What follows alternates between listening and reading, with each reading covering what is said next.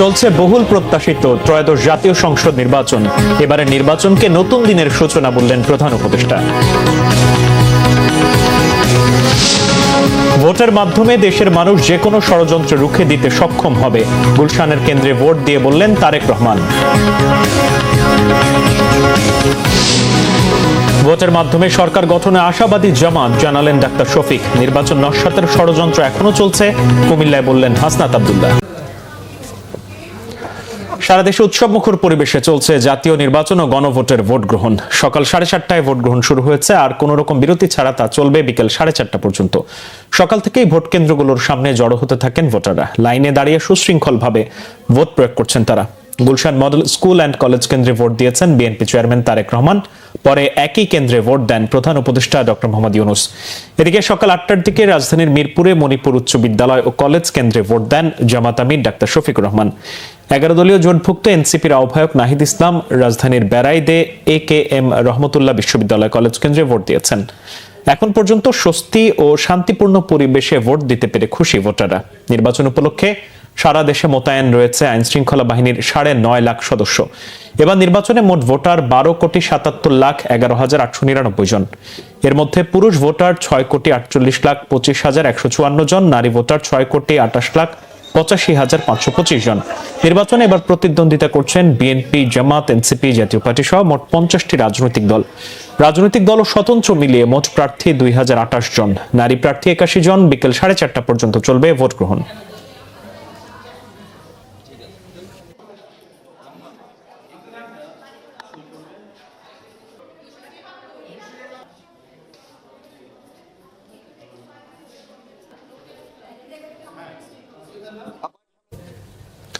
Gulshan model school and college কেন্দ্রে vote দিয়েছেন প্রধান উপদেষ্টা ডক্টর মোহাম্মদ ইউনূস। সকাল 10:20 দিকে তিনি কেন্দ্রে আসেন।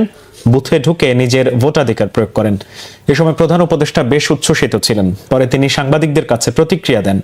ডক্টর মোহাম্মদ ইউনূস বলেন, এবারের নির্বাচনের মাধ্যমে দুঃস্বপ্নের অবসান হয়েছে এবং নতুন দিনের সূচনা হতে যাচ্ছে।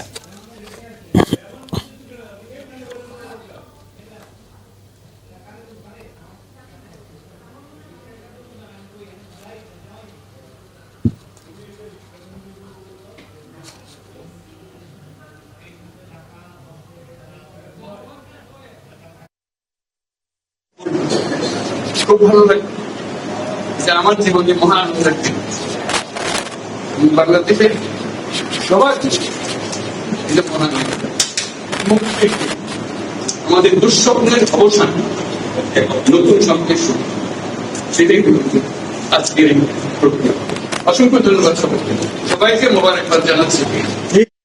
দর্শক, ঢাকা 6 আসনে নির্বাচনের খবর জানবো। সেখানে ভোট দিতে এসেছেন বিএনপি মনোনীত প্রার্থী ইশরাক হোসেন। আমরা তার নির্বাচনী ভোট দেয়া আমরা দেখে আসব।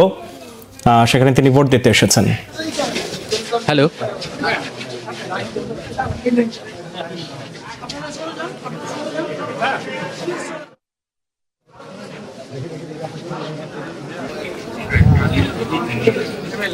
দর্শক, আপনারা দেখতে পাচ্ছেন কেন্দ্র পরিদর্শন করছেন বিএনপির মনোনীত প্রার্থী ঢাকা 6 আসনের প্রার্থী ইশরাক হোসেন। আমরা সেই সাথে সাথে দেখতে পাচ্ছি যে সকাল থেকেই বিশেষ কেউ না হতে পারে আমরা রাজনীতিবিদ, সেই উদাহরণটা সৃষ্টি করার জন্য আমরা কাজ করে যাব এবং এর জন্য আমি লাইনে দাঁড়িয়েছি এবং লাইনে দাঁড়িয়ে বাকি আর 10 জন যেভাবে ভোট দিচ্ছে অপেক্ষা করে সেভাবে ভোট দেবে। কেমন লাগছে আসলে আপনাদের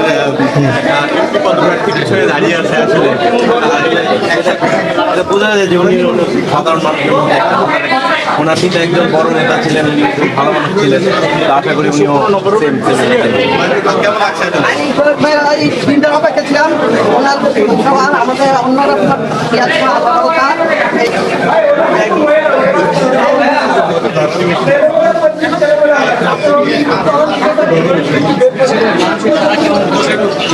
আমরা ব্যাপক সাড়া পেয়েছি যখন সকল শ্রেণী পেশার মানুষ আমাদের এই ক্যাম্পেইনে তারা যুক্ত হয়েছেন।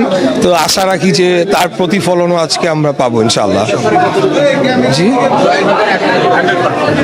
জয়ের ব্যাপারে আমি অত্যন্ত আশাবাদী। 100% বলা কোনো সময় উচিত নয়, তবে আমি অত্যন্ত আশাবাদী। কথাটা আমি শুরু থেকেই বলে আসছিলাম যে আমাদের এখানে আমি যে পরিস্থিতি আমরা পেয়েছি।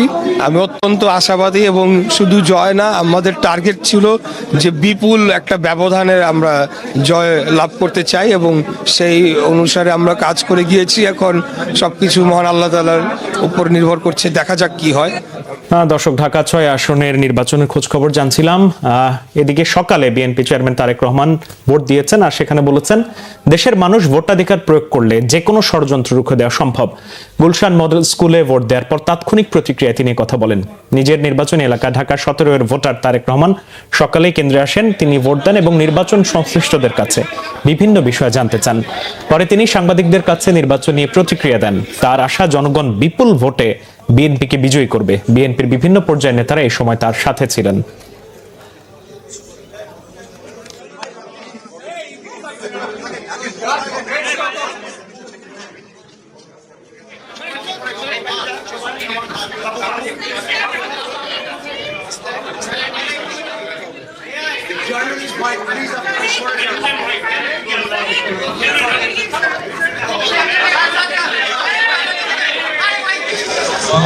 মানুষ আজকে সকালে বেরিয়ে এসেছে।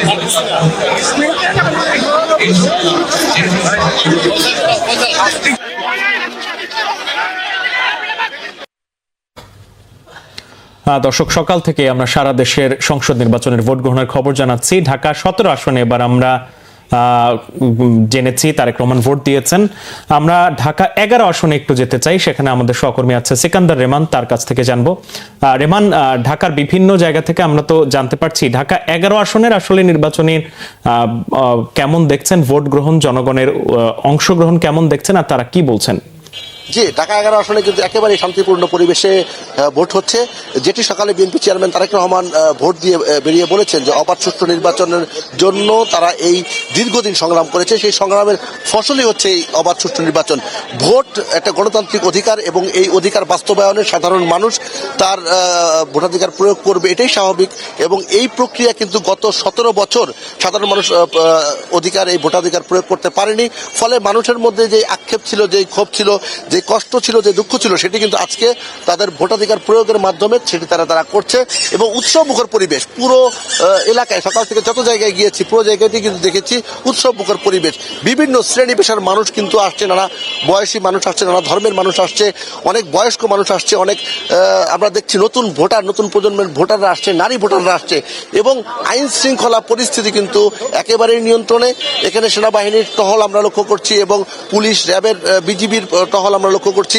এবং যে কোনো অনাকাঙ্ক্ষিত পরিস্থিতি এড়াতে আইন শৃঙ্খলা রক্ষাকারী বাহিনীর সদস্যরা কাজ করছে। এই যে দেখেন, এই দৃশ্যটি একবার সত্যি অভূতপূর্ব দৃশ্য। বিপুল সংখ্যক মানুষ এবং তারা বলছে যে বৈষম্যবিহীন যে সমাজের ব্যবস্থা প্রতিষ্ঠার জন্য তারা সুদীর্ঘকাল আন্দোলন করেছে, সেই আন্দোলনের ফসল। রেমান, আপনাকে ধন্যবাদ। দর্শক, আমরা ঢাকার বিভিন্ন প্রান্তের খবর জানছি। আমরা এবার ঢাকা 6 আসনে নির্বাচনের খোঁজ খবর জানতে আবারও যুক্ত হব।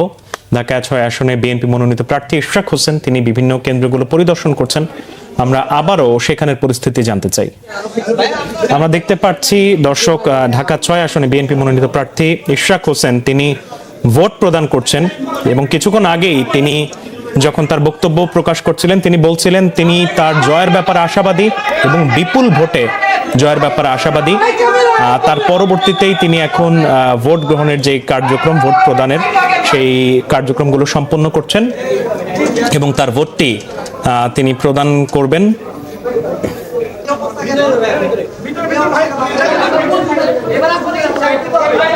স্থানীয় যে নেতাকর্মীরা আছে বিএনপির, তারাও তার সাথে আছেন।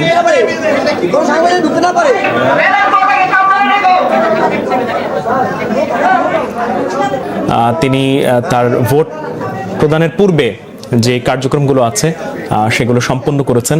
17 থেকে শুরু করে সারা ঢাকা এবং দেশব্যাপী আমাদের সংবাদকর্মীরা কিন্তু প্রতিনিয়তই জানাচ্ছিলেন বিচ্ছিন্ন দুই একটি ঘটনা ছাড়া সাধারণ মানুষ স্বতঃস্ফূর্তভাবে অংশগ্রহণ করছেন এবং সেখানে সকাল থেকেই যারা প্রার্থীরা আছেন তারা কিন্তু ভোট দিচ্ছেন। তারেক রহমান ভোট দিয়েছেন, জামাতের আমির ভোট দিয়েছেন এবং এখন ঢাকা 6 আসনে ইশরাক হোসেন তিনি তার ভোটটি প্রদান করেছেন এবং তিনি কিছুক্ষণ আগেই তার প্রতিক্রিয়া বলেছেন তিনি জয়ের ব্যাপারে আশাবাদী এবং সেই সাথে সাথে তিনি সাধারণ মানুষের যে অংশগ্রহণ, সেই অংশগ্রহণের প্রেক্ষিতেই বলছেন বিপুল ব্যবধানে তিনি জয়লাভ করবেন।